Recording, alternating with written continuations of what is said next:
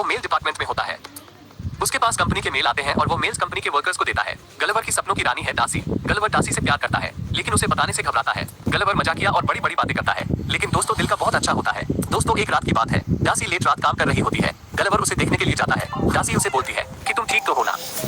Gulliver बोलता है कि मैं बस ऐसे ही आया था। गलिवर वहाँ से एक कागज उठा लेता है और कहता है मैं ये लेने आया था। डार्सी उसे बोलती है कि तुम्हें घूमने और लिखने का शौक है, तो गलिवर उसे बड़ी बड़ी बातें करने लगता है कि मैं बहुत जगह घुमा हूँ और मैंने बहुत सारे बुक लिखे हैं। फिर डार्सी उसे बोलती है कि तुम कुछ लिखकर लेकर आओ, मैं उसे देखूंगी और मैं तुम्हारी आगे बात करूंगी। गलिवर अब घर आता है और बहुत सोचता है कि क्या लिखो। वो कुछ भी नहीं लिख पाता है। वो बहुत परेशान हो जाता है कि अब मैं क्या लिखूं, मैंने बड़ी बड़ी बातें तो कर ली, लेकिन मैं कुछ नहीं लिख सकता। फिर उसके दिमाग में एक आइडिया आता है। वो बुक से और न्यूज़पेपर से कॉपी पेस्ट करके एक स्टोरी बना लेता है और उसे डार्सी को दिखाता है। डार्सी बहुत खुश हो जाती है। अब डार्सी उसे एक ऐसी जगह भेजने वाली है जहाँ पर उसका सफर बहुत रोमांचक होने वाला है और उसी का नाम है बरमूडा ट्रायंगल। गलिवर समंदर के पास जाता है। उसे वहाँ पर एक आदमी मिलता है। वह आदमी उसे सब समझा देता है और उसे उसकी नाव दिखा देता है। उसके बाद गलिवर उस नाव में बैठकर यहाँ से सफर के लिए निकलता है।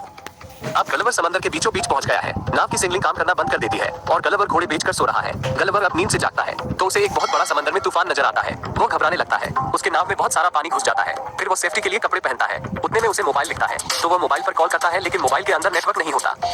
फिर उसे सामने बहुत बड़ा बवंडर नजर आता है। वो उस बवंडर के अंदर चला जाता है और बहुत चिल्लाता है। दोस्तों अब गलिवर एक ऐसी जगह पहुंच गया है जहाँ के लोग बहुत छोटे हैं। इस जगह का नाम है लिलीपुट। उसके शरीर पर कुछ लोग आते हैं। उनमें से एक आदमी बोलता है कि मैं हूँ कमांडर एडवर्ड और तुमने लिलीपुट के दुश्मन की मदद की है, इसलिए हम तुम्हें गिरफ्तार करते हैं। फिर गलिवर खड़ा होता है। ये सब यहाँ से भागने लगते हैं। गलिवर सोचता है कि यह एक सपना है। वह अपनी आंखें बंद करता है और बोलता है कि मैं जैसी आंखें खोलूंगा तो अपने बिस्तर पर होगा, लेकिन दोस्तों ये हकीकत होती है। फिर कमांडर उसके पैर पर एक भाला मारता है तो उसको सुई के जैसा लगता है। फिर ये सिपाही उसकी चड्डी पर ऊप फेंकते हैं और उसे नीचे गिराने की कोशिश करते हैं। वो नीचे गिरने लगता है तो ये बेचारे आदमी का काम तमाम हो जाता है। वो नीचे गिरते ही बेहोश हो जाता है। ये छोटे लोग उसे पकड़कर राजा के पास ले जाते हैं। ये सब लोग देखकर उसे दंग रह जाते हैं। राजा की बेटी को उस पर दया आती है। वो बोलती है ये क्या जुर्म है, तो उतने में ये कमांडर आता है और कहता है ये तो एक बड़ा राक्षस है। फिर राजा बोलता है ये क्या चीज है। कमांडर कहता है कि यह एक जासूस है।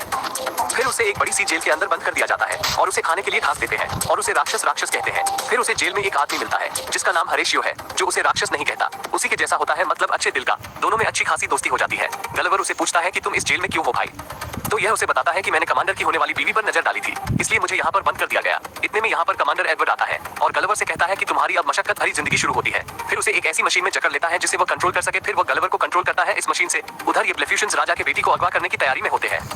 वो सबसे पहले आग लगाते हैं ताकि इन लोगों का ध्यान कहीं और लग जाए। अब इन्हें घंटा बजने की आवाज आती है तो ये समझ जाते हैं कि ब्लेफ्यूशंस ने हमला किया है। फिर ये कमांडर गलिवर को बहुत स्पीड से भगाता है। इधर ये ब्लेफ्यूशंस राजकुमारी को अगवा करने के लिए बिल्डिंग पर चढ़ते हैं। गलिवर कमांडर को बोलता है कि मैं तुम्हारी मदद कर सकता हूँ, मुझे खोल दो, लेकिन ये कमांडर उसे नहीं खोलता। उसके बाद हरेशियो गलिवर को खोल देता है। गलिवर ब्लेफ्यूशंस को स्विमिंग पूल में डाल देता है और राजकुमारी को बचा लेता है। उधर आग बढ़ जाती है और फिर से घंटा बजने लगता है। राजा और राजा का वजीर दोनों आदमी फंसे हुए हैं। फिर गलिवर उनकी मदद करने के लिए वहां पर आता है। गलिवर को आग के चटका लग जाता है।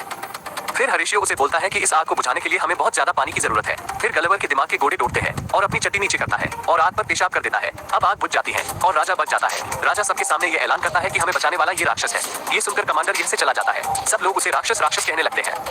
राजा गलिवर को खाने की दावत देता है तो गलिवर कहता है कि राजा को हरेशियो को आजाद करना होगा, तभी मैं खाने पर आऊंगा। उसकी ये बात मान लेते हैं। फिर गलिवर और हरेशियो खाने के लिए जाते हैं। यहाँ पर बहुत लंबी बातचीत चलती है। गलिवर उन्हें कुछ बता देता है कि मैं न्यूयॉर्क से आया हूँ और अपने बारे में बड़ी बड़ी बातें फेंकता है, लेकिन कमांडर एडवर्ड उससे जलता है। राजकुमारी उसे कहती है कि आप यहाँ से कब जाने वाले हैं। गलिवर कहता है कि मैं यहाँ से कैसे जाऊँ, मेरा नाव तो टूट गई है। उसके बाद राजा कहता है कि हम बहुत मशहूर कारागिर हैं, हम आपके लिए कुछ भी बना सकते हैं। जब तक आपकी नाव ठीक नहीं होती तब तक हम आपके लिए रहने का इंतजाम करते हैं। फिर ये छोटे लोग बहुत बड़ा घर बनाते हैं जिसमें गलिवर रहता है। गलिवर हरेशियो को डोसी के बारे में बताता है कि वह मेरे देश की राजकुमारी है और मैं उसका राजकुमार हूँ। फिर गलिवर कहता है कि तुम भी तो नैन मटक्का कर रहे थे राजकुमारी के साथ। फिर गलिवर हरेशियो को सिखाता है कि राजकुमारी को कैसे पटाना है।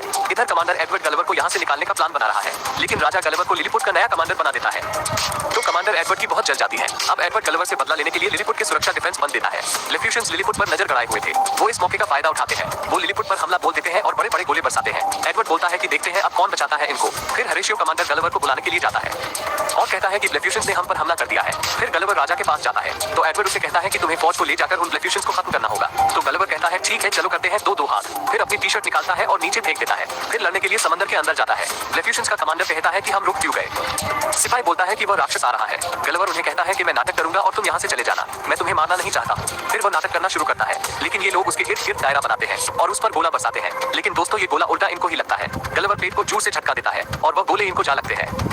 फिर गलिवर उनके जहाज के रस्सियां पकड़ता है और इन्हें दूर ले जाकर छोड़ देता है और इस तरह लिलीपुट जंग जीत जाता है। सब खुशियां मनाने लगते हैं, लेकिन एडवर्ड को ये बात हजम नहीं होती है। अब वो सोचता है कि पानी हद से बढ़ गया है। फिर वो ब्लेफ्यूशन से हाथ मिला लेता है। फिर वो एक बड़ी रोबोटिक मशीन बनाता है जो कि गलिवर से भी बड़ी होती है। लोग यहाँ खुशियां मना रहे थे।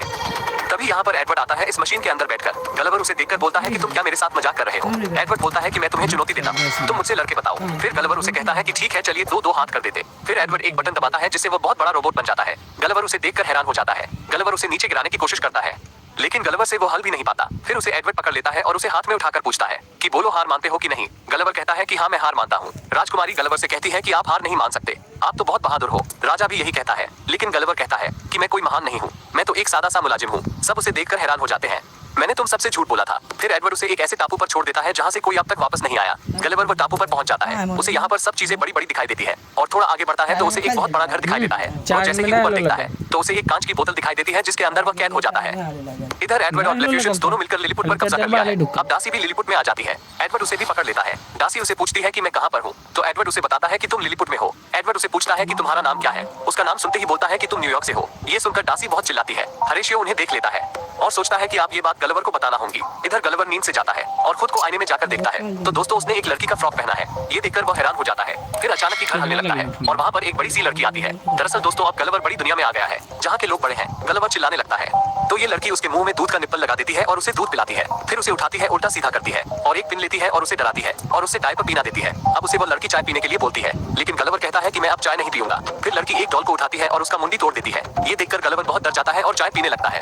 ये लड़की उसके साथ बहुत खेलती है। गलिवर बहुत थक जाता है। सुबह होती है। हरेशियो यहाँ पर आता है और गलिवर को सब कुछ बताता है कि लिलीपुट में डासी आई थी, उसे एडवर्ड ने पकड़ लिया है। फिर ये दोनों यहाँ से लिलीपुट के लिए रवाना होते हैं और डासी के पास जाते हैं। डासी कैलिबर को बोलती है कि यह सब क्या है। गलिवर उसे सब कुछ समझाता है।